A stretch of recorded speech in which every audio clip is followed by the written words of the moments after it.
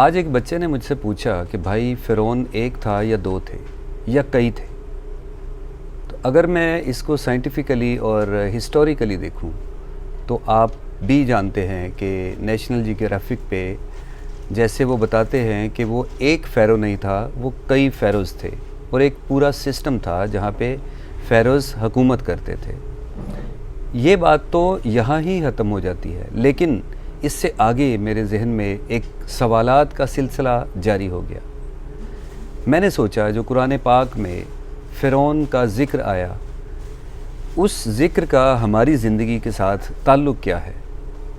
سب سے اہم بات یہ ہے کہ قرآن پاک میں کچھ بھی لکھا ہو، جب تک ہم اسے اپنی زندگی کے ساتھ ملائیں گے نہیں، اسے عملی طور پر اس بات کو یہ نہیں سمجھیں گے کہ یہ ہماری زندگی کے لیے کہی گئی ہے،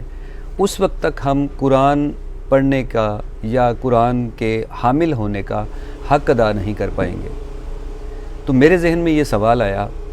کہ اس وقت جو فرعون تھا اس کو موسیٰ نے مات دی، اس کا مقابلہ کیا اور اس کی ظالمانہ پالیسیز کی وجہ سے اس کا ڈٹ کر مقابلہ کیا۔ حالانکہ موسیٰ علیہ السلام طاقت میں کم نظر آتے تھے بظاہر، لیکن فرعون کی ایک بہت بڑی امپائر تھی اور وہ بہت سے لوگوں کے اوپر ظلم و تشدد کر کے اپنی حکومت کو قائم کرتا تھا۔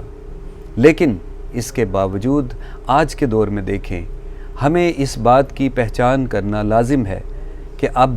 ہمارے اوپر کون فرعون ہے،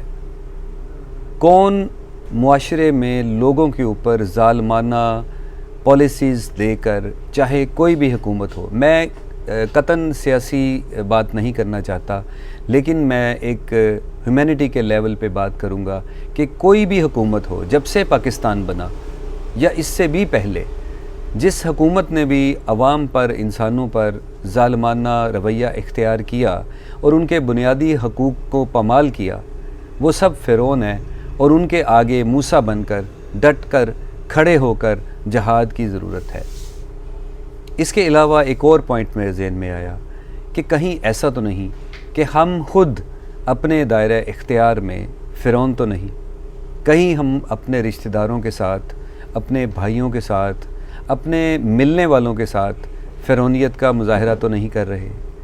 کہیں ہم اکیلے خود غرض بن کر اپنے ہی فائدے کے لیے بہت ساری چیزوں کو اکٹھا کر کے سمیٹ کے اور دوسروں کے لیے محرومی کا باعث تو نہیں بن رہے۔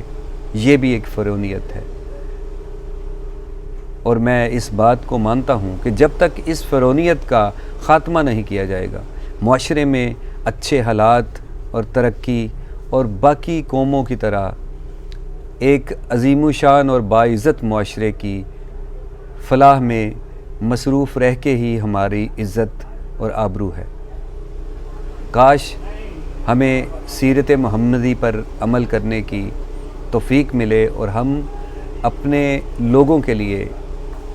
نبی صلی اللہ علیہ وسلم کی سنت رسول کی جتنی بھی باتیں ہیں وہ ان پہ عمل کر کے ایک اچھا معاشرہ قائم کر سکیں۔ تھینک یو، اللہ حافظ۔